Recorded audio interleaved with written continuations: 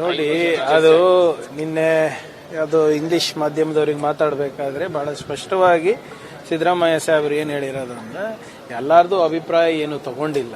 ಮೊದಲನೇದಾಗಿ ನಾಯಕತ್ವ ಬದಲಾವಣೆ ಬಗ್ಗೆ ಅಭಿಪ್ರಾಯನೇ ಸಂಗ್ರಹಣೆ ಮಾಡಿಲ್ಲ. ಯಾರೇ ಒಂದಿಬ್ರು ಯಾರೋ ಹೇಳಿದ್ದಾರೆ, ದಟ್ ಇಸ್ ನಾಟ್ ಮಚ್ ಅಂತ ಹೇಳಿದ್ರು.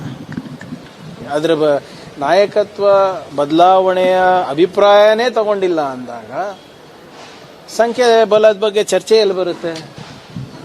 ಆಮೇಲೆ ಏನೇ ಇದ್ರೂ ಕೂಡ ಸಿದ್ದರಾಮಯ್ಯ ಸಾಹೇಬರು ಬಹಳ ಸ್ಪಷ್ಟವಾಗಿ ಏನು ಹೇಳಿದ್ದಾರೆ, ನಾನಾಗಿರ್ಬೋದು, ಡಿ ಕೆ ಶಿವಕುಮಾರ್ ಅವರಾಗಿರ್ಬೋದು, ಹೈಕಮಾಂಡ್ ಏನು ಹೇಳುತ್ತೆ ಅದನ್ನ ನಾವು ಪಾಲಿಸ್ತೇವೆ. ನಂಬರ್ 1.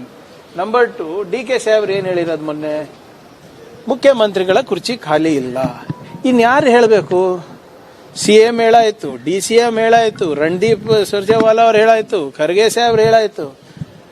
ಸೊ ಇದು ಬೇರೆ ಯಾರು ಬಂದು ಏನಾದರೂ ಮಾಧ್ಯಮದಲ್ಲಿ ನಾನು ವೈಯಕ್ತಿಕವಾಗಿ ಹೇಳ್ಬೋದು, ಬೇರೆಯವರು ಅವ್ರವ್ರ ವೈಯಕ್ತಿಕ ಅಭಿಪ್ರಾಯ ಹೇಳ್ಬೋದು. ಆದರೆ ಹೈಕಮಾಂಡ್ ಬಹಳ ಸ್ಪಷ್ಟವಾಗಿ ನಾಯಕತ್ವದ ಬಗ್ಗೆ ಹೇಳಿದ್ಮೇಲೆ ದೇರ್ ಎಂಡ್ಸ್ ದ ಮ್ಯಾಟರ್. ಈಗ ಡೆಲ್ಲಿಗೂ ಹೋಗ್ಬಾರ್ದು, ನಮ್ಮ ಹೈಕಮಾಂಡಿಗೂ ಭೇಟಿ ಆಗ್ಬಾರ್ದು ಅಂದ್ರೆ ಹೇಗೆ? 5 ವರ್ಷ ನಾನೇ ಸಿಎಂ ಆಗಿರ್ತೀನಿ. ನೀವು ಕೇಳಿರೋದು ಹಾಗೆ, ಅವ್ರು ಹೇಳಿರೋದು ಹಾಗೆ. ಈಗ ಖರ್ಗೆ ಸಾಹೇಬರು ಬಹಳ ಸ್ಪಷ್ಟವಾಗಿ ಹೇಳಿದ್ದಾರೆ, ರಣದೀಪ್ ಸುರ್ಜೇವಾಲಾ ಅವರು ಹೇಳಿದ್ದಾರೆ, CM ಅವ್ರು ಹೇಳಿದ್ದಾರೆ, DCM ಅವ್ರು ಹೇಳಿದ್ದಾರೆ. ಅದಾದ್ಮೇಲೆ ನಾನು ಬಂದು ನವೆಂಬರ್ ಕ್ರಾಂತಿ, ಸೆಪ್ಟೆಂಬರ್ ಕ್ರಾಂತಿ ಅಥವಾ ಏನು ಡಿಸೆಂಬರ್ನಲ್ಲಿ ಶಾಂತಿ ಅದೆಲ್ಲ ಹೇಳಿದ್ರೆ it does not matter.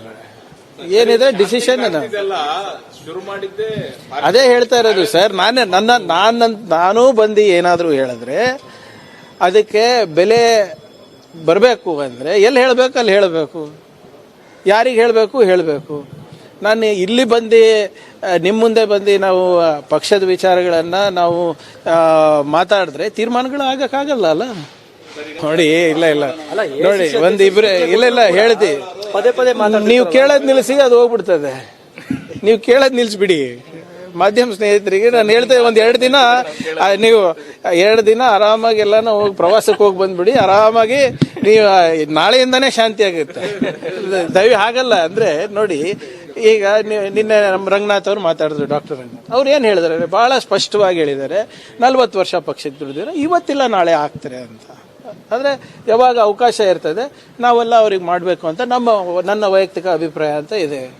So ಸಹಜವಾಗಿ ಎಲ್ಲರಿಗೂ ನೀವು ಎಲ್ಲಿ ಯಾದಗಿರಿಗೆ ಹೋದ್ರೆ ಒಬ್ರದ್ದು ಬರ್ತದೆ, ಹುಬ್ಳಿಗೆ ಹೋದ್ರೆ ಒಂದು ಬರ್ತದೆ, ನಿಮ್ಮ ಚಾಮರಾಜನಗರಕ್ಕೆ ಹೋದ್ರೆ ಒಂದು ಬರ್ತದೆ. ಅದೇ ತೀರ್ಮಾನ ಅಂತಲ್ಲ. ನಾನು ಹೇಳ್ದಂಗೆ ಎಲ್ಲಿ ಹೇಳಬೇಕು ಅಲ್ಲಿ ಹೇಳಬೇಕು. ನೋಡಿ, ಈಗ ನಮ್ಮನ್ನ ಇವ್ಯಾಲ್ಯೂಯೇಟ್ ಮಾಡೋರು ಯಾರು? ನಮ್ಮ ಹೈಕಮಾಂಡ್. ನಾವು ಆನ್ಸರಬಲ್ ಯಾರಿಗೆ? ನಮ್ಮ ಹೈಕಮಾಂಡಿಗೆ ಮತ್ತೆ ನಮ್ಮ ಜನರಿಗೆ. ಈಗ ಅವ್ರು ಇವ್ಯಾಲ್ಯೂಯೇಟ್ ಮಾಡಿಲ್ಲ ಅಂದ್ರೆ ಇನ್ಯಾರು ಮಾಡ್ಬೇಕು ಹೇಳಿ?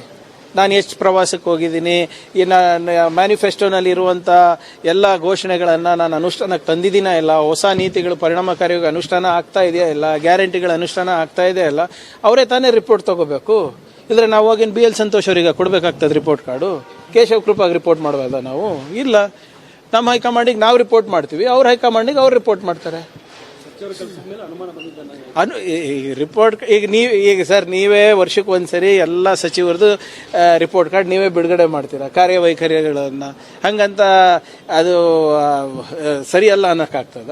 ಅಂಡ್ ಯಾರೇ ಸರ್ಕಾರದಲ್ಲಿ ಇರ್ಬೋದು, ಅವ್ರವ್ರ ಪಕ್ಷದವರು ಇವ್ಯಾಲ್ಯೂಯೇಷನ್ ಮಾಡೋದು ಸಹಜ. ಪಕ್ಷನೂ ಇವ್ಯಾಲ್ಯೂಯೇಟ್ ಮಾಡ್ತದೆ, ನಮ್ಮ ಮಾಧ್ಯಮ ಸ್ನೇಹಿತರು ಇವ್ಯಾಲ್ಯೂಯೇಟ್ ಮಾಡ್ತಾರೆ. ಅಲ್ಟಿಮೇಟ್ಲಿ ಜನರು ತೀರ್ಮಾನ ತಗೋತಾರೆ.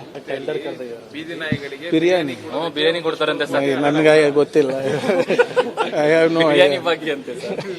ನನಗೆ ಐಡಿಯಾನೇ ಇಲ್ಲ. ಈಗ ನೀವು ಹೇಳಿದ್ಮೇಲೆ ಗೊತ್ತಾಯ್ತು ನನಗೆ. ಟೆಂಡರ್ ಎಲ್ಲ ಕರೆದು ಬೀದಿ ನಾಯಿಗಳಿಗೆ ಹೆಂಗೆ ಆಗ್ತದೆ ಶ್ರೀನಿವಾಸ್ ಅವರೇ? Seriously I am not joking. I have no idea. Cost check ಮಾಡ್ಕೊಳ್ಬೇಕಾರೆ ಟೆಂಡರ್ ಪ್ರಕ್ರಿಯೆ ಆಗಿದೆ, ಅದಕ್ಕೆ ನಮ್ಗೆ ನಗು ಅನಿಸ್ತಾ ಇತ್ತು. ನನ್ಗೂ ಮಾಹಿತಿ ಇಲ್ಲ. ಇದು ಒಂದು ಕ್ರಾಂತಿನೇ ಇರ್ಬೋದು. ನಾನು ಹೇಳೋದು ನೀವು ಕೇಳೋದು ನಿಲ್ಲಿಸಿದ್ರೆ ನಾನು ಹೇಳೋದು ನಿಲ್ಲಿಸ್ತೀನಿ. ನನ್ಗೆ ಐಡಿಯಾ ಇಲ್ಲ ಇದ್ರ ಬಗ್ಗೆ. Thank you. ನೋಡಿ, ಏನೇ ಇದು IT, ED, CBI ಇವೆಲ್ಲನೂ ಕೂಡ ಕೇಂದ್ರ ಸರ್ಕಾರದ ಕೈಗೊಂಬೆಗಳಾಗಿವೆ. ಇವಾಗಿಂದಲ್ಲ, ಕಳೆದ 10 ವರ್ಷದಿಂದ ಅವರು ನಡೆಸಿದಂಥ ಏನು ರೇಡ್ಗಳಿದೆ ಅದರ ಅಂಕಿಅಂಶಗಳು ತಗೊಳ್ಳಿ. ಪಾರ್ಲಿಮೆಂಟ್ನಲ್ಲಿ ಬಿಜೆಪಿ ಸಂಸದರೇ ಒಂದು ಪ್ರಶ್ನೆ ಕೇಳಿದ್ರು, ಈ IT ED ರೇಡಿಂದ ಏನು ಫಲಶ್ರುತಿಯಾಗಿದೆ, ಇದರಿಂದ ಏನು ಲಾಜಿಕಲ್ ಎಂಡ್ ತಂದಿದ್ದೀರಾ, ಎಷ್ಟು ಕೇಸ್ ಬುಕ್ಗಳು ಮಾಡಿದ್ದೀರಾ ಅಂದರೆ ಓನ್ಲಿ 1.2% ಏನೋ ಇರೋದಷ್ಟೇ. ಅಂದರೆ ಈ IT EDನ ಇವರು ಪೊಲಿಟಿಕಲ್ ಟೂಲ್ ಆಗಿ ಯೂಸ್ ಮಾಡ್ತಾ ಇದ್ದಾರೆ. ಬರೀ ವಿರೋಧ ಪಕ್ಷದ ನಾಯಕರ ಮೇಲೆ ಯೂಸ್ ಮಾಡ್ತಾ ಇದ್ದಾರಲ್ಲ. ಆಯಿತು, ಮಾಡಾದ್ಮೇಲೆ ಎಷ್ಟು ಕೇಸ್ ರಿಜಿಸ್ಟರ್ ಮಾಡಿದ್ದೀರಾ, ಎಷ್ಟು ಕೇಸ್ಗಳನ್ನು ಲಾಜಿಕಲ್ ಎಂಡಿಗೆ ತಗೊಂಡೋಗಿದ್ದೀರಾ? 1% ಇಲ್ಲ ಅಂತ ನಿಮ್ಮವರೇ ಹೇಳ್ತಾ ಇದ್ದಾರೆ, ನಿಮ್ಮ ಡೇಟಾ ಹೇಳ್ತಾ ಇದೆ. ಇವೆಲ್ಲನೂ ರಾಜಕೀಯ ಪ್ರೇರಿತವಾಗಿ ಒಟ್ಟು ಎಲ್ಲನ ಸ್ವಲ್ಪ ಈ BJP-ಯವ್ರ ವಿರುದ್ಧ ಹೆಚ್ಚು ಮಾತಾಡಿದ್ರೆ, ಮೋದಿಯವರ ಕಾರ್ಯವೈಖರಿಯ ಬಗ್ಗೆ ಹೆಚ್ಚು ಮಾತಾಡಿದ್ರೆ, RSS ಅವ್ರ ಬಗ್ಗೆ ಪ್ರಶ್ನೆ ಮಾಡಿದ್ರೆ ಆ ರಾಜ್ಯಗಳ ನಾಯಕರ ಮೇಲೆ IT ED ಬೀಳೋದು ಸಹಜ. ಇವತ್ತು ಒಂದು ದಶಕದಿಂದ ನಡ್ಕೊಂಡು ಬಂದಿದೆ. ಎಷ್ಟು ಕೇಸ್ಗಳು ಹಾಕಿದ್ದಾರೆ ನೀವೇ ನೋಡಿ ಸರ್, ಯಾವ್ದು ಪ್ರೂವ್ ಆಗಿದೆ? ಆದರೆ ಇದೇ BJP ನಾಯಕರ ಮೇಲೆ ಯಾಕೆ ಆಗ್ತಾ ಇಲ್ಲ?